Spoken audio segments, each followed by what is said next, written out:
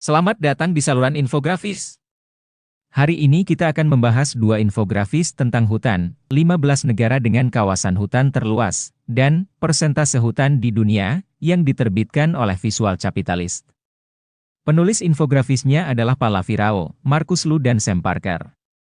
Dari infografis pertama kita mengetahui bahwa hutan mencakup 40 juta kilometer persegi, atau sepertiga daratan di bumi, dan 70% dari seluruh hutan terletak di dalam perbatasan 15 negara yang disajikan dalam infografis tersebut. Di bawah grafik terdapat catatan tentang hutan hujan Amazon, yang luasnya mencapai 6,7 juta kilometer persegi di 9 negara Amerika Selatan, 5 di antaranya ditampilkan dalam infografis. Hutan Amazon mencakup 17% hutan dunia. Negara-negara dengan kawasan hutan terluas diurutkan dari kanan ke kiri. Mari kita mulai dengan negara dengan hutan terbanyak di dunia. Federasi Rusia 8 juta kilometer persegi. 20% hutan dunia. Setiap pohon kelima di dunia tumbuh di Rusia. Jika Anda belajar kehutanan, seperti memetik jamur, menjadi penebang pohon atau pemburu, minatlah untuk belajar bahasa Rusia. Saya merekomendasikan semua orang untuk terbang melintasi Rusia dengan maskapai regional. Setelah terbang dari Moskow ke arah utara atau timur, dari jendela Anda dapat melihat hutan hingga cakrawala. Ini mengesankan. Seperti halnya pemandangan dari perbukitan yang terletak di antara hutan taiga. Hutan ke cakrawala. Rusia adalah satu-satunya negara Eropa yang ada dalam infografis ini. Eropa merupakan benua yang paling banyak pertaniannya di dunia. Sebagaimana tertuang dalam video tentang lahan subur yang dipublikasikan di channel ini pada bulan Maret 2024 dan masih berlaku, berikutnya adalah Brasil. 5 juta kilometer persegi. Termasuk sebagian besar hutan hujan Amazon. Dan inilah fakta menarik. Secara umum diyakini bahwa hutan hujan Amazon dan wilayah khatulistiwa lainnya, misalnya Lembah Kongo atau Pulau Kalimantan, merupakan formasi hutan yang sudah ada sejak lama dan manusia baru saja memasuki wilayah tersebut, selain dari hutan tropis. Suku-suku berkumpul yang tersebar mendiami hutan tropis. Penelitian arkeologi terbaru yang menggunakan teknologi LIDAR bertentangan dengan klaim ini. LIDAR adalah jenis laser yang memungkinkan Anda memindai medan tanpa vegetasi yang lebat. Berkat teknik ini, para peneliti menemukan kompleks perkotaan yang baru bagi sains. Reruntuhan kota yang tersebar di seluruh hutan Amazon, ditutupi dengan hutan lebat. Tidak diketahui secara pasti berapa umur pemukiman manusia tersebut, namun diketahui bahwa pemukiman tersebut sudah ada sebelum ditinggalkan dan ditumbuhi hutan tropis.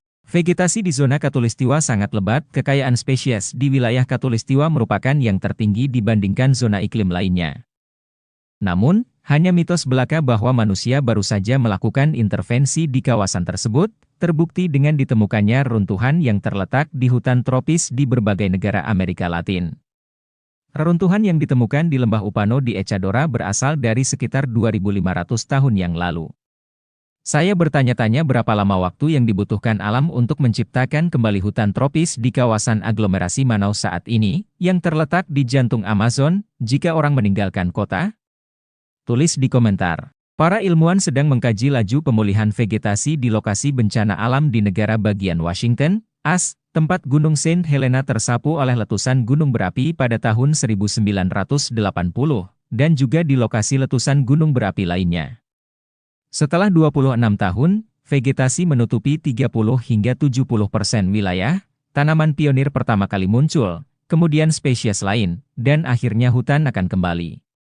Kembalinya kehidupan di kawasan pasca letusan Gunung Krakatau di Indonesia, seperti halnya Amazon yang terletak di garis khatulistiwa, yang menghancurkan pulau tersebut pada tahun 1884, telah dipelajari sejak lama. Sisa-sisa pulau, tempat lahar menghancurkan segala bentuk kehidupan, menjadi tempat penelitian. Setelah 100 tahun, komposisi jenis tumbuhan dan hewan hampir sama dengan pulau-pulau lain di kawasan ini. Ini berarti bahwa setelah 100 tahun, alam kembali ke keadaan semula, bahkan di daerah yang hancur total. Kanada memiliki kawasan hutan terluas ketiga, 3,5 juta kilometer persegi. Ini terutama hutan taiga dan jenis pohon jarum. Tutupan hutan per kapita terbesar di dunia. Surga bagi penebang pohon. Anda dapat memotong tanpa penyesalan, tetapi berhati-hatilah. Amerika Serikat mempunyai jumlah hutan yang hampir sama. negara dengan perekonomian terkuat di dunia. Harap ingat hal ini ketika Anda menemukan pernyataan seperti perkembangan ekonomi suatu wilayah diduga akan menyebabkan penipisan hutan.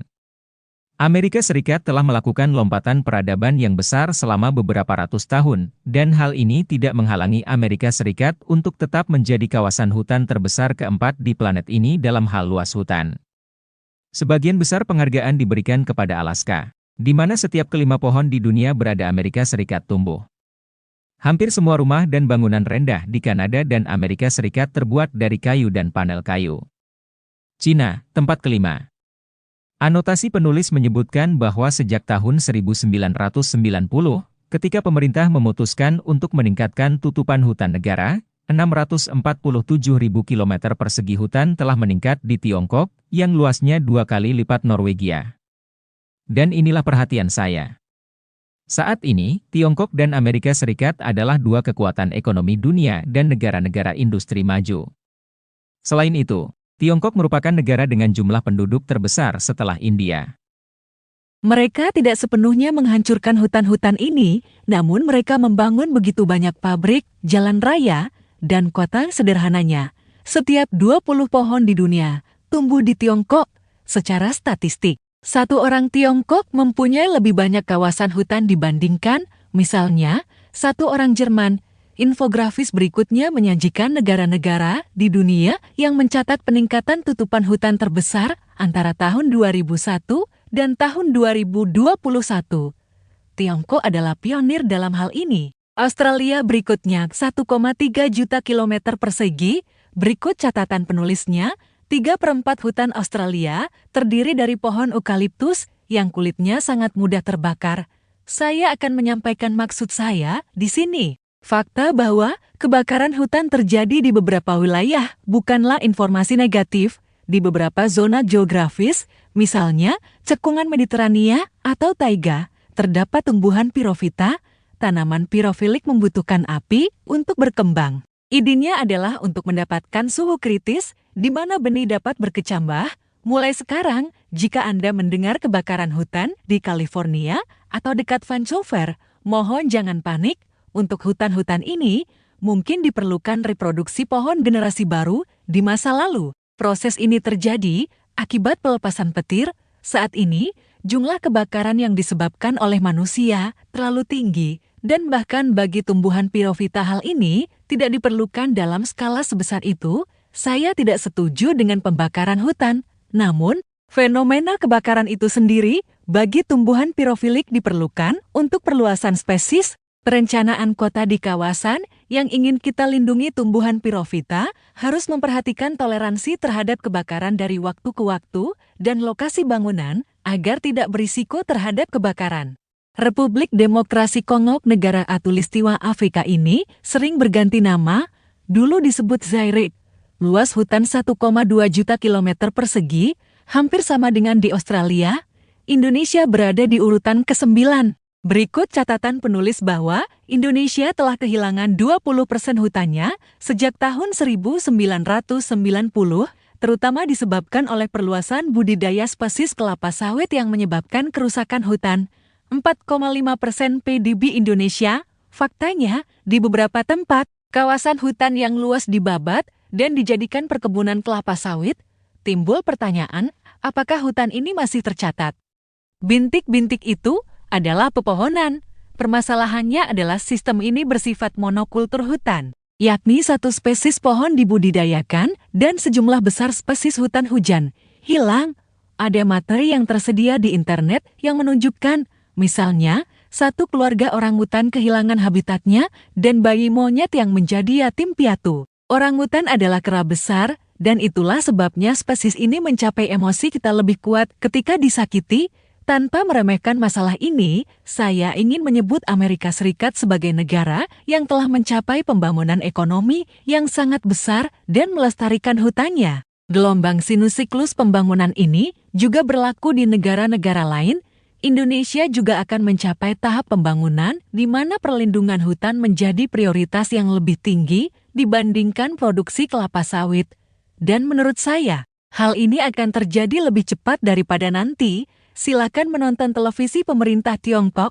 sebuah negara yang 20 tahun lalu mengabaikan standar perlindungan lingkungan di segala bidang, kini setelah mencapai tingkat kesejahteraan masyarakat yang memadai, mampu menjelaskan kepada warganya bahwa alam harus dilindungi dan dilestarikan untuk generasi mendatang.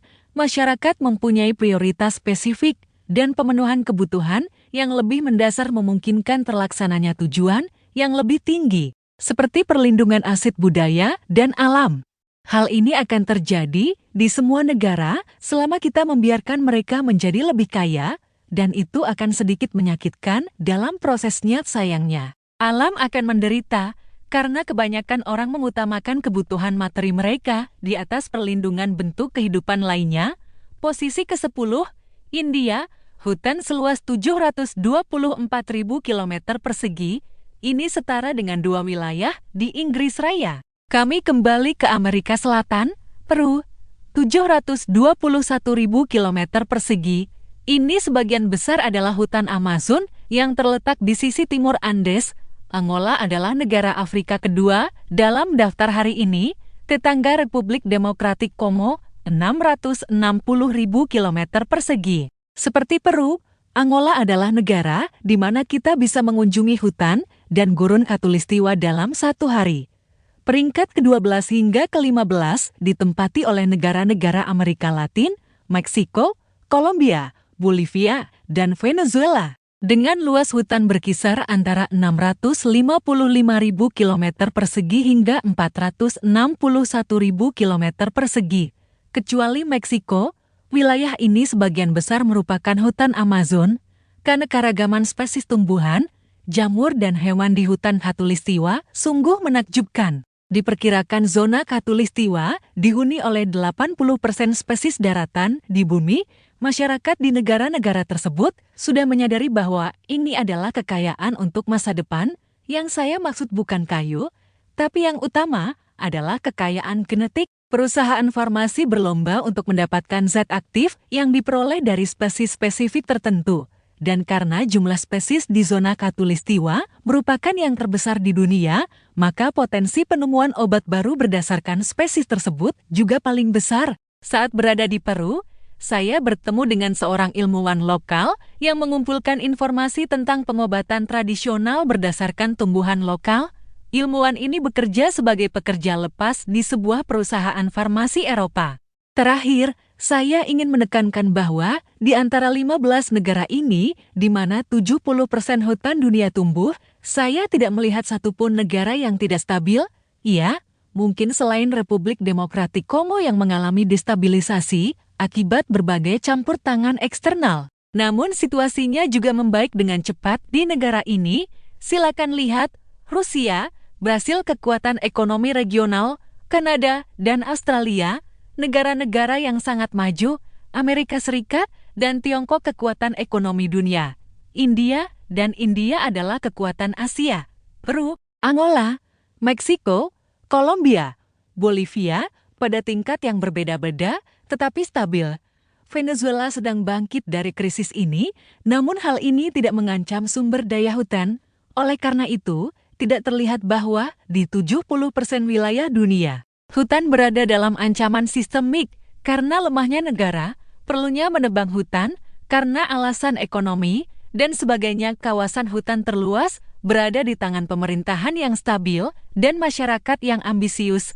Terakhir, saya akan menunjukkan kepada Anda infografik yang menampilkan negara-negara yang kehilangan hutan terbanyak pada tahun 2001 sampai tahun 2021. Menurut saya, dalam hal ini lebih baik melihat persentase penurunan luas hutan. Koefisien ini lebih mencerminkan skala fenomena dan memungkinkan pendeteksian ancaman.